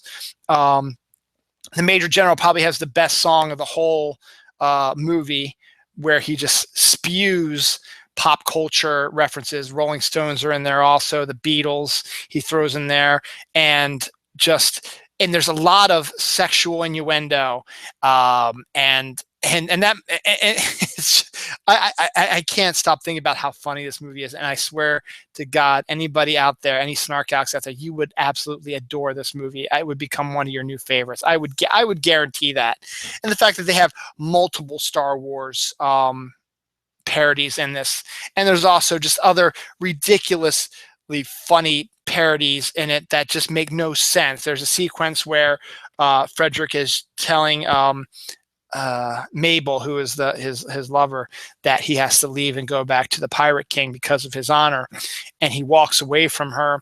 He's walking across water like Jesus does, and it's like, why? It doesn't matter. It's funny as hell to see him walking across water, but then he falls into the water. I don't know why, but it's funny, And then there's the hilarious sword battle between the Pirate King and Frederick, where in the middle of the battle, the butler of the Major General comes with alcoholic beverages, and they stop fighting and they do cheers and they drink their alcoholic beverages and they go back to fighting their sword fight. There's a sequence where the pirates are going to invade the Major General's house, and they get the giant log where all the pirates are going to force to smash open the doors. And what do they do instead? They take the giant stick and they run it up and they ring the doorbell with it. And then the hilarious right-hand man, who is the Pirate King's right-hand man, his first mate, I guess it would be, who's an awesome black dude, I forget the actor's name, goes, Avon calling, and then, it pans back to everyone else, and then the next group of pirates comes in with another giant stake to take down the door, but the butler has opened the door, so they run right into the house. It's that type of humor, There's magician humor. Just the hello sailor, and a dove comes out of the Pirate King's hand. It's you have to see it. And the songs are actually very good. They're very toe tapping. They're very funny. Pumpin' Blowin's a little off. It's a little too goofy. And obviously you can tell by the way it was filmed that it was added on at the last minute of the film because they need to either extend the film a little bit more and throw in another pop song because Mabel's hair is completely different. And it's supposed to be a scene where Frederick is searching underwater for the Major General's treasure, and it's perfectly clear water. And, it looks exactly like a tank. It doesn't look like an ocean. It looks like a tank. And then there's animated cartoon sharks that fly around. There's even a Jaws parody in it. There's a couple of Jaws parodies in it as well. So, Scott McDonald, Tony Solo, you'll like that then. There's two. There's actually two Jaws parodies in it. There's two Star Wars parodies in it. There's one Indiana Jones one, which is hilarious. And it's also wrapped around that it takes place in modern times. So 1982 is when it came out. And, Mabel is this mousy type of girl, and Frederick is a reenactor pirate, and so is the Pirate King. They're reenactors, and they're reenacting. It's like Pirate Weekend or whatever in Sydney, Australia. And so Frederick invites Mabel up, and they do a little sword thing, and he's flirting with her, and she's kind of clueless that he's flirting with her. And he invites her to his boat, and her friends, who are all these buxom women, hear that. They're not really her friends, but they're just women who know her. They hear this and they're all in love with Frederick because he's as I say, he's built. He's blonde, blue-eyed, studly, built guy. And so all these girls come onto the boat, and they've told Mabel to go get them stuff from McDonald's. So she's coming to get food, and then they drive away without her, and that upsets Frederick, but there's not much she can do. So she gets in a boat to follow them, and then the absolute worst storm ever filmed comes in, and she gets shipwrecked, and she has this dream of the pirate movie. And then it gets, the ending gets a little off kilter, and you can't look at it as a serious film because it isn't. It is a freaking hilarious film, and it's supposed to make you laugh. And I might even watch that instead of The Dish tonight, because now more and more I talk about it, I want to watch it again. And it's just, the music is great. The parodies are great. The pop culture references are great. The romance is funny. It's I can't say how happy the film makes me, and it does. It's a great film, and I want everybody to see this film. It's well worth it. Amy Fugaro, who's been watching religiously, I gotta get past all these Geek Aaron ones, has said that she didn't know I was a history major, and that makes her happy. Good, I'm glad. Yep, I was a history major, got a BA in history. I'll tell you a little story about that. Albright College, Reading, Pennsylvania is where I went to school. I originally became a history major because I wanted to be a history professor or teacher. But after my first year, I was like, no, I don't want to be a teacher. But I'd already taken a bunch of classes, and I didn't want to change my major because I didn't know what I wanted to do at this time. So I just stuck with the history major, and hopefully I would find a job in the history field. I'm a uniform production manager. No history involved with that, I'm sorry. But you know what, it was still fun. And I had great teachers, and I made some really great friends who are history majors as well. And, it's great. Albright was a great experience, made me happy in more ways than one, especially 1994 made me really, really happy. Yeah. I wink a million times. First girlfriend, I was senior, had my own place. I'm not going to say anymore. You can figure it out. You're old enough to. But yeah, I want everybody to see the pirate movie. I want everybody to see The Dish because they make me so happy. And I think if you see them, it'll make you happy also. And Kelly and Mel, if you're out there, probably not, but if you're out there watching this film, I want to come on Nurture Support. I want to push both these films on your recommendation show. Nurture Support's a recommendation show. Just celebrate their 100th episode. That makes me happy too. So that's my movie reviews. We're going to do a change of pace now. So the change of pace goes to books now. Sorry, I'm not going to play Groot again, but Young Baby Groot makes me happy too. Fruit Tootsie Rolls makes me happy too. I got about half hour left, so let's talk books that make me happy. You saw Jinx Lang. She's my baby girl, my kizzy. My Yinksa, as I also call her also, has her own Twitter page, which I created mostly for when we were snarking the sci-fi movies, which makes me happy also, and makes me sad that we don't have any snarkable movies recently. Maybe we'll get one at Christmas like we usually do, so hopefully maybe sometime December we'll get one of their usual Christmas disaster films that we can snark on, because that makes me happy. I used to, get to Twitter jail. So I would retweet and tweet so many tweets in an hour that Twitter would lock your account, so you couldn't do any more for an hour or whatever. I still don't understand why they did that. It's your account. You should be able to do whatever you want to, but that's besides the point. So in the end, if I would get in Twitter jail and the movie, we still had like half an hour left in the movie, I was like, oh, this isn't good. So I ended up creating a Jinx Lang account, got all the Snark Alex to follow me, or followed them anyway, and most of them followed me back, and I tweeted as Jinx. And that's how a lot of people got to know Jinx, and I still post lots of pictures of her.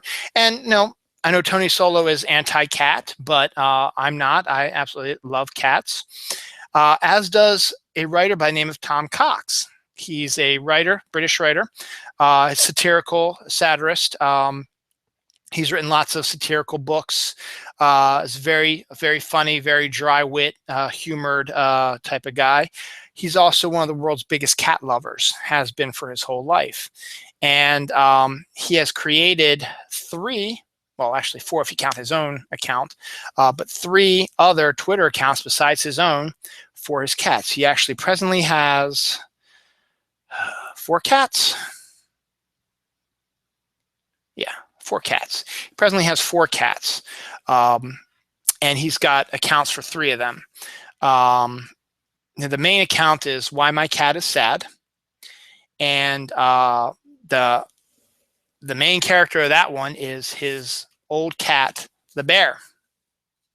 There's the bear. There's the bear.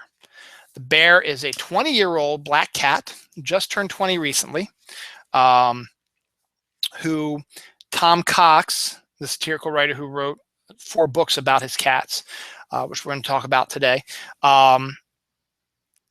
takes pictures of his cat, the bear, who's got these soulful eyes. See, looks like he's looking into your soul, and he's giving the bear the character like he is. Gives you the character that he is questioning, is a like a philosophical cat who is smarter than all other cats and is trying to communicate and trying to figure out all the world's problems, stuff like that. And just because the soulful look, just the way that he looks. Now, the bear's had a rough life. He was found on the side of the road in a plastic bag when he was a kitten, and was rescued by Tom Cox's ex-girlfriend. And eventually Tom got the custody rights to the bear and has been his owner for years, and absolutely loves the bear.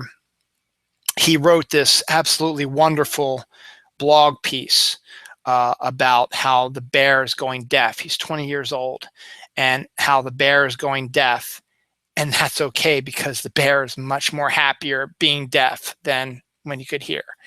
And it's such a heartwarming, wonderful blog. You can find it on his at Tom Cox, I guess is his Twitter handle. Just search right in Tom Cox, COX.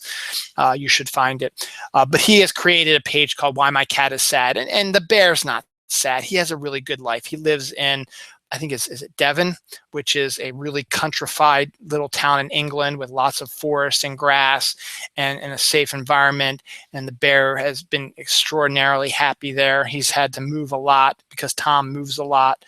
Now they finally settled sort of in Devon now, and they are extremely happy. And he's getting, for 20 years old, he's still racking on. But Tom, being the satirical guy he does, he takes these pictures of the bear, because he knows that the bear's 20 years old. He doesn't have that much longer. Even if he seems to be much better, he doesn't have that much longer to live. So he wants to document as much as he could about the bear. So he takes these pictures of the bear all over his house, doing stuff, and then he adds little snide comments like, "Why my cat is sad because my cat is sad because he pretended." No, he tried to get on. He tried something like he tried a dating website, but got no responses. And it's a picture of the bear looking above the computer, with this sad look on his face. He's not really on a dating website, but it's just a joke, and Tom is also a musician. He was a music writer for a while, so he's got all this eclectic type of music, and he's still got vinyl and stuff like that. And so he created a box called the Hotel California, and there's a picture of the bear inside the box. It's like, "My cat is sad because he uses lyrics from the Hotel California. He he can never leave, or something like that." But it's just funny because it's so adorable. It's cute. Then he's got Why My Cat Is Smug. And that is Ralph. And this is Ralph. A glorious cat. Beautiful little kitty. So very stunning. And the way Tom takes his picture, he's always like, "I know I'm stunning," and just always with his eyes closed and a superior look on his face.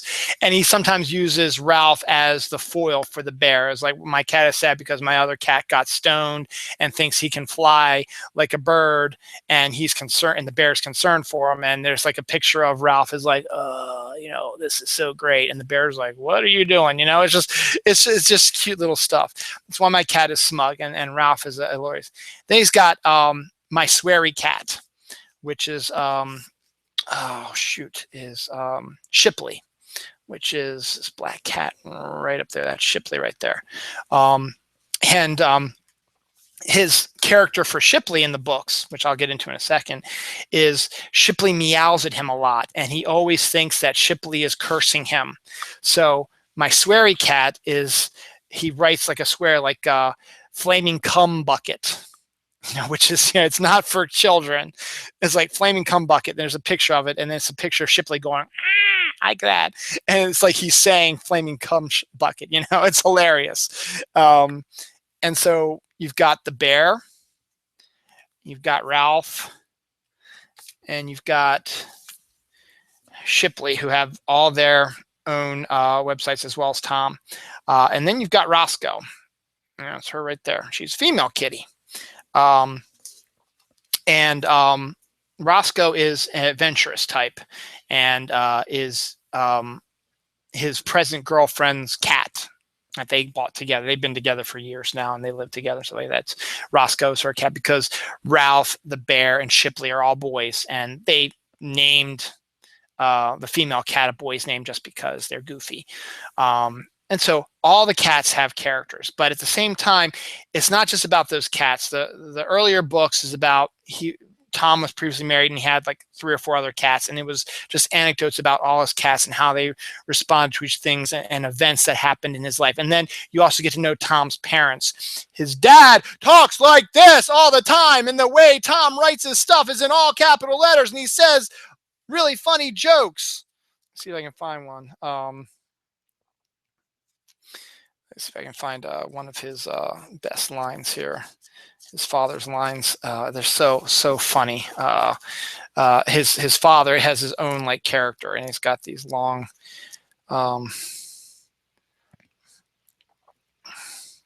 Here's something.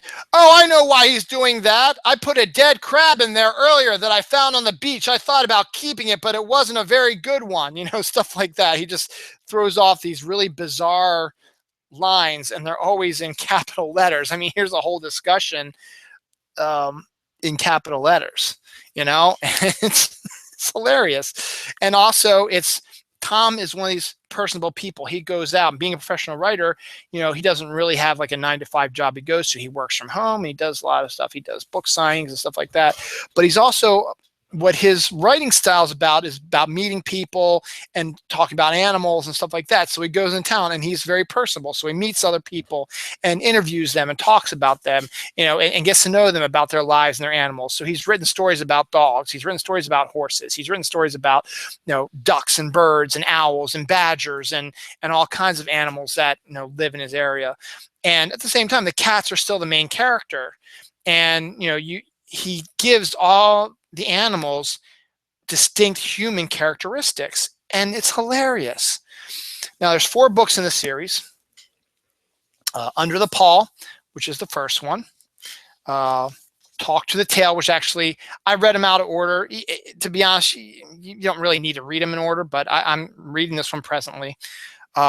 The Good, the Bad, and the Fury, which is the first one I ever read because I got them all from Amazon, and this was the first one to arrive. And this is the newest one that just came out this year, Close Encounters of the Furry Kind. You can get them all on Amazon. I got all these on Amazon. They're very short, as you can see. They're very humorous. If you love cats, if you love animals in general, you're going to love these books. The cats have characters. And just the descriptions on the back, here's the description of Under the Paw. In Under the Paw, Tom records the chaos of owning 7 of the most charismatic, idiotic, and duplicitous cats in the country. On call around the clock for multiple sets of whiskers, Tom encounters death, depression, flying fur, and the first human sentence spoken by a feline. And then there is the heartbreaking story of the bear, his oldest cat, a painfully sensitive survivor Moggy who may or may not be an evil genius. That's that one. Talk to the Tail. The description of that is he attempts to overcome his crippling fear of horses with disastrous results, chases ostriches in Kenya, puts his hand into a tiger's mouth for 0.9 seconds, and meets his alter doggo, the spaniel he regularly walks, who likes to roll around in dead animals. Where will it end? Will Tom give in to the temptation and get a dog, a goat, or even more cats? So anything's possible. The Good, the Bad, and the Furry. Meet the Bear, a cat who carries the weight of the world on his furry shoulders and whose wise owl-like eyes seem to ask, "Can you tell me why I'm a cat, please?" Like many intellectuals, the bear would prefer a life of quiet solitude with plenty of time to gaze forlornly into space and contemplate society's ills. Unfortunately, he is destined to spend his days surrounded by felines of a significant lower IQ. Ralph, the handsome, self-satisfied tabby, terrified of the clothes horse, which is like a clothes hanger type of thing. Shipley, mouthy hooligan and champion mouser, rendered insensible when turned upside down. That's the story. Shipley is one of these crazy cats, but you grab him, turn him upside down, he's a lump. And Roscoe, fiercely independent kitten tormented by her doppelganger in the mirror. And finally, his most recent book, Close Encounters of the Furry Kind. Have you ever moved house over a distance of 350 miles with four cats? If you haven't and are thinking about it, I'll give you some advice. Don't. The time has come for Tom Cox and his 4 cats, Ralph, Shipley, Roscoe, and the Bear, to leave behind their beloved modernist Norfolk home and move to a rambling 200-year-old cottage on the other side of the country. The move to Devon may be a mammoth undertaking, but it signifies a new start for everyone, not least the Bear, who at 18 years old seems to find a renewed joie de vivre, or as much joie as the world's most melancholy cat can ever hope to find. There are new friends, one of whom looks especially dog-like, and new adventures in wild and romantic countryside. There's even a new addition to the family, George, a hippie-ish cat who seems keen to adopt Tom. And there's a picture of George right there. This is basically really George's book. And in the end, he ends up not keeping George. I'm not really ruining anything because, as I told you before, he only has those 4 cats. So those are descriptions of the books. And it's just, that's just the tip of the iceberg. Just the anecdotes, the stories he tells of his cats and his father, who's absolutely insane. What's his favorite lines? Look out for Fuckwits and what's Fuckwits and something else. I don't know whatever it is, but and then he also does little things like, he does cat horoscopes, and and lists of cats that he wouldn't have mind owning, where he's always walking around, he sees like local cats or feral cats, and he's always wanted to adopt and take, but never did because he already has plenty of cats. 3, as I said, I'm still reading the second book, Talk to the Tail, and still just as good as the other ones. If you like cats, if you like books about animals, if you want to feel happy, it's happy stories. Despite the sad life of the Bear has a good life now, but his beginning life, as I said, started with being tossed to the side of the road, a busy road, in a plastic bag, has had allergic reactions to flea medication that made him lose all of his fur at one time. One time he disappeared for 6.5 weeks, and when he came back, he had part of his ear bitten off and had been apparently been in some sort of massive fight. Don't know what he was into. Has had just all kinds of a hard life, and he gets into a little bit about that, but with his sense that is what is building and why he believes that he is projecting this character onto the Bear that way. So I highly recommend all these books. They're quick, easy reads, and they're fun, they're funny, they're interesting. They've got pictures of the cats as well periodically throughout, and of other animals as well. And especially you might want to follow his you want to follow his Twitter pages. I mean, they are so hilarious. So Why My Cat Is Sad.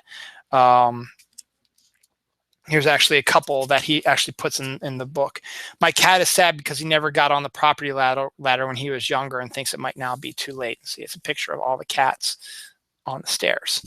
My cat is sad because he picked up his housemate's catnip by mistake. It's made of different stuff to his. And look at that little face on him, stuff like that. So Why My Cat Is Sad. Oh, here's going to Ralph. My cat is sad because of the insufferable smugness he must deal with every day in his line of work. There's Ralph in his smugness. And you'll have your favorites. I mean, the Bear is still my favorite, but Ralph is a very close second. Actually, to be honest, I love Shipley. Roscoe is one I really don't know that much about. Roscoe has a hard life in Close Encounters of the Furry Kind. She gets affected the most by George, the other cat, and is the main reason why George is no longer living with them. But it's as I said, it's great stories. There's some sad stories about how he lost some cats due to old age or got hit by cars or whatever. And he gets a little philosophical about things, but he's also a people person. He goes out and he meets people and they talk about their animals and their relationships with other people. And at the same time, he's creating these characters for his cats, and they're spot on for the most part. So I highly recommend all 4 books: Under the Paw, Talk to the Tail, The Good, the Bad, and the Furry, and Close Encounters of the Furry Kind. I think you will enjoy them if you're a cat lover. Tom Cox, Tomcox, is the writer. You can follow him on Twitter. Let me see if I can give you his exact Twitter account, because I highly recommend you read his, because he also connects you to his blog, which is really good. He updates it every day. Tom Cox's Twitter account is @Cox_Tom. He's got Why My Cat Is Sad. So just type in Why My Cat Is Sad, Why My Cat Is Smug, and My Sweary Cat. Those are all accounts of his cats. Now let me see if there's anything else that any of my fellow listeners have been watching. Well, good. War and Peace. I'm glad you don't feel so bad with your MA in Byzantine history. That's cool, man. I didn't focus on one, even though if I did, it would be American history, because the problem I've had with history is I love American history, and it's not just because I'm American. It's partially why, but the main reason why is because I always had the best teachers in American history, and I've had the absolute worst teachers when it comes to world history. Because when you learn world history in high school, and I guess maybe somewhat even a little bit, it was in middle school, 7th grade, Mr. Flater's class, which actually was a good class. But to be honest, world history in middle school and world history in high school is the same thing. It's the Roman Empire, leading up to the Renaissance and Reformation. And then you touch a little bit on, the Russian Revolution, the Communist Revolution, the communist takeover of Russia. And that's really about it. And you just focus on some European countries and Russia in this case, when there's so many other countries out there. And then even in high school, it's the same thing. We're just going over the same things we went over in middle school. And now that I'm 42 years old, I find myself wanting to know more about, in this case, my new friend Abraham. I'd like to know a little bit more about India. I mean, I know a little bit about it, Gandhi, and a few things about that. But to be honest, I really don't know a lot about India. Or I talked about 2 Australian movies. Well, Pirate Movie's an American movie, but it's filmed in Australia, and The Dish is an Australian movie. And we've got our friend Rachel Rigda, Snark Alec, lives in Australia. She's Snark Alec, and I've always wanted to know about Australian history because that's fascinating to me. That New Zealand, they're fascinating to me. I got a little bit of South American history, I think, in high school. So I learned a little bit about history, the South American history. There's a lot more to it than that. You also learn a little bit about Africa, I think, also in 8th grade as well. We spread out a little bit more than Reformation, Renaissance, stuff like that. But we barely touched the surface on South America and Africa, and hardly at all on Japan and Korea, North and Vietnam, and all that, and just briefly in Russia. We figure, about the czars and then the czarinas. That's for you, Warren, and then. It got right into the communism, and then it just sort of ends, right before, and then you get into World War II, and that's basically where it always. And that's funny. That's also where American history ends. Also, when I studied that in high school and middle school, it ended around World War II. It's like, come on, there's so much more that happened after 1945. There's the Korean War, the Blacklist, the Red Scare. The 1960s upheaval, 1970s Vietnam, Watergate's involved in that, the 1980s, the Cold War, a lot of other stuff happening in the 1980s, then late 80s, early 90s, the first attacks on Libya and Iraq, the invasion of, Kuwait, and then the Russians going away from communism. And, Europe getting away from the Queen running and having a prime minister also, all this. And the Japanese, who, after we dropped the atom bomb on them twice in the end of World War, World War II, have slowly become a world power. And let's face it, they are a world power. They basically make most of our technology. They probably made this computer. You know, um, there's a whole lot of America. There's a whole lot of world history out there. There's also a whole lot of American history that doesn't get covered in middle school and high school. Now in college, you have specialty classes. I got to take some contemporary American history courses. Like there was a series of courses where we started with, in freshman year, you would start with, the beginning of American history when, the Puritans came over and the settlements in the 13 colonies, and leading up to like maybe say to Civil War, and then we cover Civil War, and that's the end of that. And then we follow Restoration, and the emergence of America as a world power, and they enter World War I, and then there's like a class, and it ends at World War II. So that class ends at World War II, and then you go to the next style, which is the 1950s, 60s, and 70s, get all bunched together in one thing. And then I don't think they might have touched on the 80s a little bit, but there was never any like recent historical classes that I could take in college, which is a shame because that'd be kind of cool to take a current events. It would have been cool to take a current events college course. Now I understand why you can't, because with college courses, especially in history, because history is past events, it's not current events. They become history, but they're happening at that time. You don't know what's going to happen, so you can't really teach current events, because what if, this was an extraordinary week in current events, but then you have these weeks where not a lot happens. So what are you going to do that week? Yeah. I understand that, but the fact is, history is an important course to study. It might not seem like it, but it is. It's actually really fascinating. And if you like to read, it's a great for you if you like to read. And it is. It's really interesting. The older I get, the more interest I'm showing in reading more about history. This never occurred to me. After I graduated from college, I was done with history for a while. I was just trying to, find my way in the world, get a job, find a place of my own, find a girlfriend, start a family, whatever. I didn't really think much about history. But now that I've settled down a little bit, I go to the bookstores now and I see all these books I want to read, and they're all history books. I used to want to just read fictional books. These are definitely not fictional books. These are based on real life,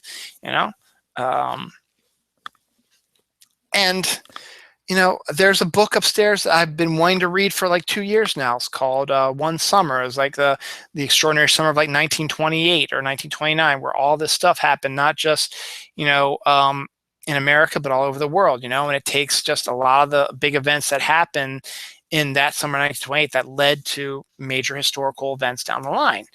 And I've been wanting to read that for a while. I'm a Democrat. Everybody knows that, especially if you watched my show yesterday where I ranted and talked about stuff.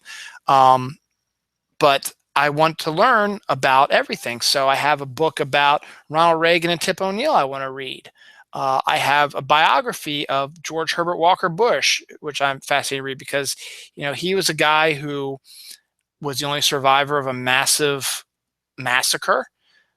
He eventually became like the head of the CIA, and he was the head of a huge political family that brought about another president and a governor who is running for president presently.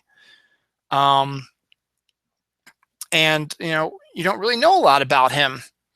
I want to read more about the Clintons because I like the Clintons. I want to read more about them. They've got biographies out that I want to read also.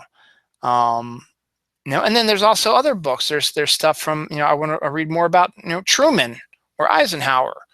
I wrote a paper about Franklin Roosevelt, so I know a lot about that.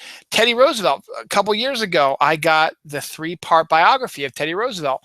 I read the first one in like a month because I didn't read it straight through, and I read a few chapters. It was awesome. And the second book is about his presidency, and I started reading it, and then something came up. I think Noah was born, actually, to be honest, and I've never been able to get back to that. And then the third book was what Teddy did after his presidency. He did a lot of stuff after his presidency, and they're all by the same author, and they're all very good, and I want to go back to read those. And then I want to find out about the history of, stuff that's going on in Australia and India and Africa and Japan and Russia and other countries in Europe and South America and Canada and stuff like that. I want to learn about these places, but there's only so much time in the day. But I also like to read stuff like this. And I will admit, this is fluff. These books are fluff, but you know what? It's fun fluff. I love cats and I love humor, and these books are perfect for that. I also like to read fictional books. I like to read some Stephen King. I read The Martian. I love that. I love Miss Peregrine's School for Extraordinary Children. And there's a lot of books out there. I mean, I used to be a huge Grisham fan. I used to read some James Patterson. David Baldacci. All kinds of these different writers out there. Joe Hill's another one I like to get reading some more of their stuff, but haven't. And the chance, the ability I have that makes me happy. The ability that I can read these things if I want to makes me happy. This show made me happy. The outpouring of viewers I had, 5 viewers at one time, which is the most viewers I've had in a long time. And I still got 2 right now. I probably have more than that. I only have 2 that are showing up right now. The interaction I got from everybody on Twitter. Thank you, guys. And on my new friend Abraham I met on Google. I'm definitely going to put you in my circle, Abraham, and who knows, maybe I'll get you on international sometime. I think that'd be perfect to learn more about your country, There's a whole episode right there. Bronwyn and I can find out about India from Abraham. It's a win-win situation, man. This show makes me happy. I love doing this show. I've done 112 episodes. A little bit more if you think about it. I've done a couple A's, where I've done like another episode like right after or whatever. And I've been on, I do the snooze once a month with Tony Solo because I love talking. I love interacting with people. And that's what I want this show to be. I want it to be more interactive. And I have a problem with that sometimes because I don't get a lot of viewers. And look, I'm not doing this because I want 1 million viewers or 1,000 viewers or whatever. I want people to watch it. I want people to enjoy it. But you know what?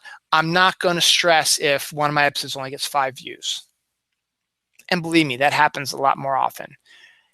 Do I get excited when I see 50 plus views? Absolutely. I was shocked when my July 4th episode, I did on July 4th in the evening, after my July 4th party with my family. I came back, Dawn went to bed. I still had some time. I wanted to talk July 4th stuff because I'm a holiday guy.